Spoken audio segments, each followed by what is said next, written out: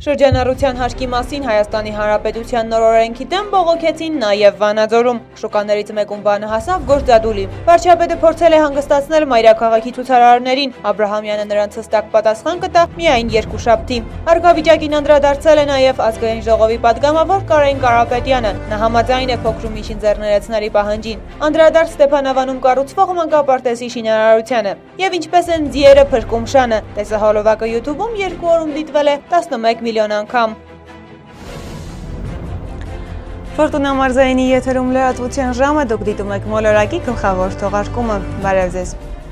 Ինչպես մայրաքաղաքի, այնպես էլ Վանաձորի փակ շուկայում այսօր մի քանի տասնյակի հասնող տաղավարներ փակ են եղել։ Առևտրականները ցույցի են դուրս եկել բողոքելով ընդդեմ շրջանառության հարկի մասին օրենքի, որը որպես այդպիսին ներմուծվել է հարկային հաշվառման պարզեցման, հաշվապահական հաշվառման անհրաժեշտության վերացման, հաշվետվականության պարզեցման եւ հաշվետվությունների թվի նվազեցման նպատակով։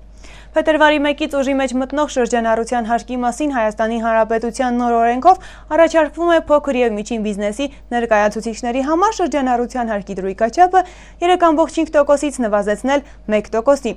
Միաժամանակ տնտեսվարողները պարտավորվելու են գործունեություն ծավալել հստակ փաստաթղթաշրջանառությամբ։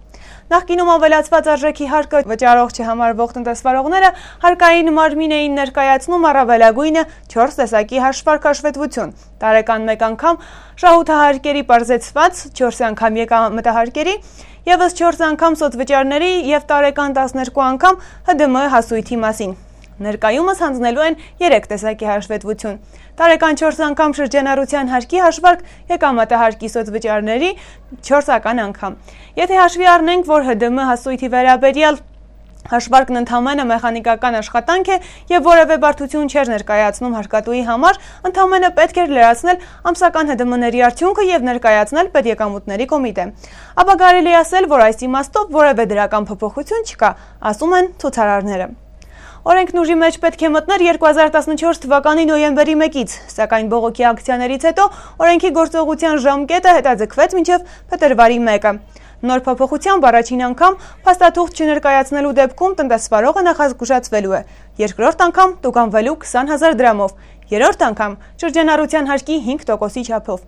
Ավելի վաղ գործադիրի ներկայացուցիչները նշում էին, որ օրենքն ուղղված է խոշոր բիզնեսին հարկային դաշտ բերելուն։ Այսօր Վանաձորից մի շարք անհատ ձեռներեցներ գնացել են մայրաքաղաք մասնակցել ցույցերին։ Որոշներն էլ դեռ երեկվանից դժգոհում են օրենքի դեմ։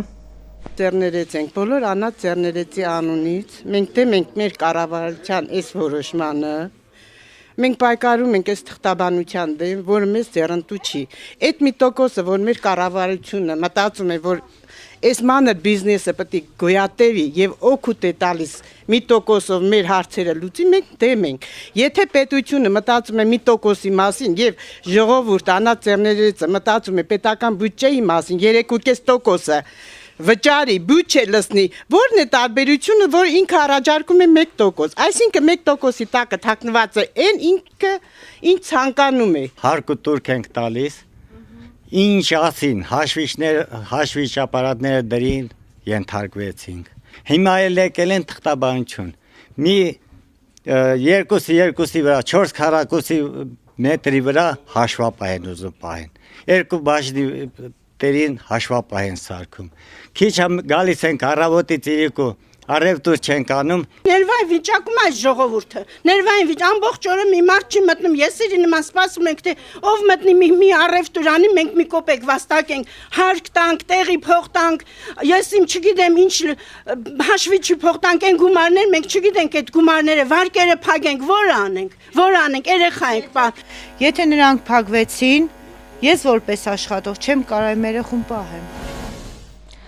Մայրաքաղաքում բողոքողների 15 հոգանոց պատվիրակությունն այսօր կառավարության շենքում հանդիպել է վարչապետ Հովիկ Աբրահամյանին։ Առևտրականները վարչապետի հետ քննարկմանը նրան ներկայացրել են օրենքի վիճահարույց կետերը, այդ թվում տարեկան շրջանառության ցածր շեմն ու փաստաթղթավորման հարցը։ Նրանց խոսքով վարչապետը խոստացել է քննարկել բարձրացված խնդիրները եւ երկուշաբթի պատասխան տալ։ Առևտրականները երկուշաբթի առավոտյան կհավաքվեն Ազգային ժողովի շենքի մոտ, այնուհետև կշարժվեն կառավարություն լսելու վարչապետի պատասխանը։ Մինչ այդ նրանք կշարունակեն աշխատել։ Նշենք նաև, որ առևտրականները նաև դադարեցրին այսօր սկսած իրենց անժամկետ նստացույցը կառավարության շենքի մոտ։ Շրջանառության հարկին եւ ներկայիս իրավիճակին անդրադարձել է նաեւ ազգային ժողովի պատգամավոր Կարեն Կարապետյանը։ Նա նշել է, որ լիովին համաձայն է փոքր եւ միջին ձեռներեցների պահանջին։ Հարցազրույցից որոշ հատվածներ առանձնացրել է Սարգիս Գոքորյանը։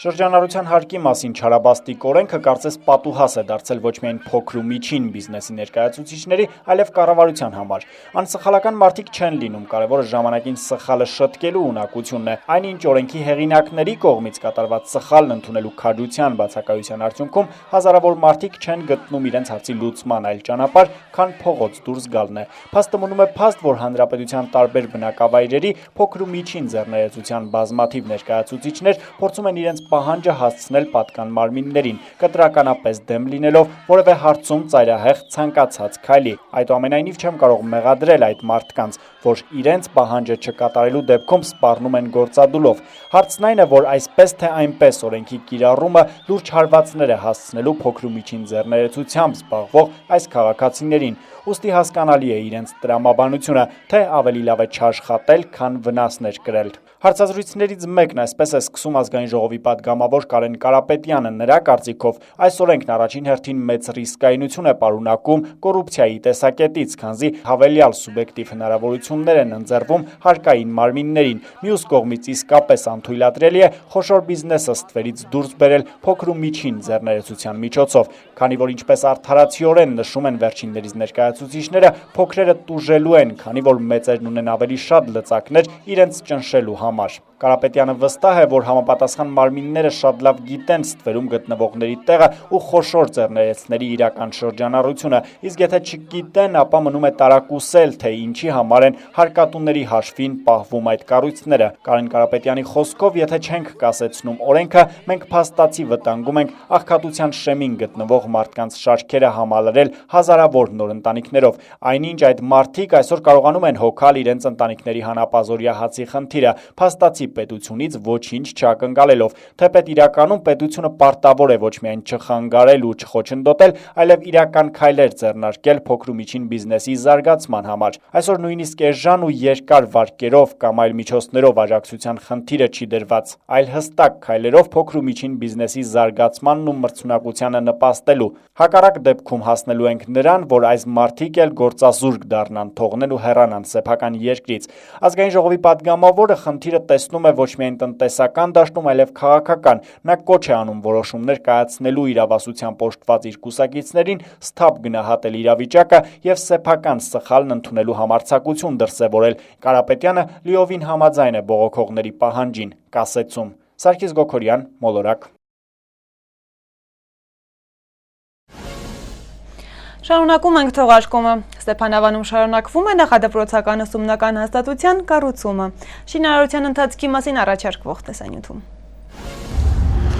Ստեփանավանը Հայաստանի զարգացող համայնքներից է, եթե այստեղ այցելեք ամիսը մեկ անգամ, միանշանակ որևէ դրական տեղաշարժ կնկատեք։ Այս ամենի հետ մեկտեղ, սակայն, այստեղ ավելի քան 700 երեխա զրկված է նախադպրոցական կրթություն ստանալու հնարավորությունից։ 700 այս թիվն արդեն ամեն ինչ ասում է։ Բազմիցս է նշվում, որ մեր երկիրն աշխարհում կարող է մրցունակ լինել գիտելիքով, նավթային պաշարներ չունենք, բազմաթիվ գործարաններ էլ, ինչպես հայտնի է, չեն շահագործվում Խորհրդային Միության փլուզումից հետո։ Այս ֆոնին 700 երեխայի զրկել նախադպրոցական կրթություն ստանալու հնարավորությունից եւ ասել, որ մրցունակ ենք կամ մրցունակ պետք է լինենք գիտելիքով, այդքան էլ տրամաբանական չէ։ Բայց եւ պետք է գիտակցել, որ պետության հնարավորությունները դեռևս բավարար չեն այս խնդրին լուծում տալու համար եւ կրկին օգնության հասնում Տաշիր բարեգործական հիմնադրամը։ Կարեն եւ Սամվել Կարապետյանների ներդրումները հիմնականում կատարվում են այն ոլորտներում, որտեղ պետությունն է կաղում, քննադատելու փոխարեն հնարավորությունների սահմաններում գործել, օգնել, կառուցել, սովորեցնել, սա կարծես թե սկզբունք է Կարապետյան ընտանիքի համար։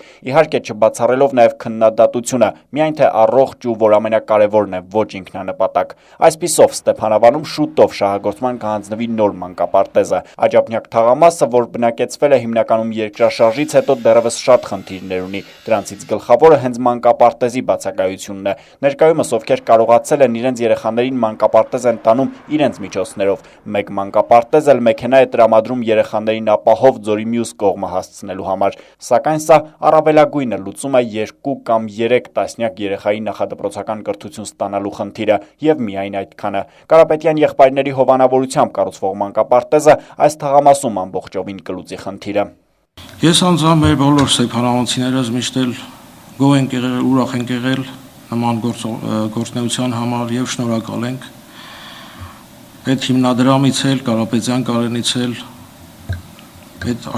աջակցությունների համար եւ ընդհանուր շատ հարցեր են մեր կողքին կանգնելու, խորհուրդ տալու եւ մեզ համար ոնց որ թեւութիգուն քալելու համար։ Ստեփանավանի մանկապարտեզի տանիքի աշխատանքներն արդեն ավարտվում են, զուգահեռ մեկնարկել են ներքին հարդարման աշխատանքները։ Ամենակարևորը սեյսմակայուն եվրոպական բոլոր չափանիշներին համապատասխան ընդարձակ նախադպրոցական ուսումնական հաստատությունը կդառնա գիտելիքի ասպարեզ առաջին քայլերն անող մոտ 200 երեխայի տունն ու առաջին դպրոցը։ Մանկապարտեզին կից կկառուցվի նաև խաղահրապարակ։ Մի կարևոր բան եւս, այստեղ էլ թեկուզ ժամանակավոր, բայց քիչ մարդ չէ, որ աշխատանք է գտել ու խուսափել արտագնա աշխատանքի մեկնելուց։ Եվ վերջում համացանցի հերթական հիթը, թե ինչպես են ձիերը փրկում շանը։ Տեսահոլովակը YouTube-ում 2 օրում դիտվել է 11 միլիոն անգամ։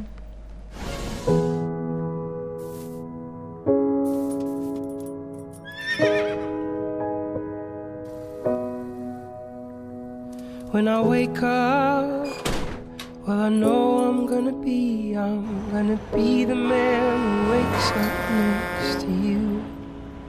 And when I go out, yeah, I know I'm gonna be the man who goes along with you.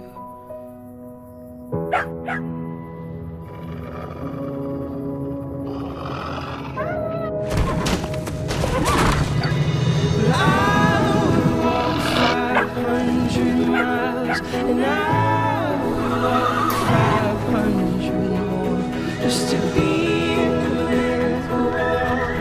1,000 miles to fall down at your door. Այս թողարկման համար նախատեսել էինք այսքանը։ Կարճատև դադարից հետո ծանոթացեք նաև եղանակային կանխատեսումներին Էռն Անտոնյանի մեկնաբանմամբ, իսկ ես այսքանով ձեզ հրաժեշտ եմ տալիս։ Ցտեսություն եւ ամենայն բարիք։ Լավագույն էլեկտրոտեխնիկայի եւ նվերների խանութ կարող է համարվել այն սրահը, որ ունի նախ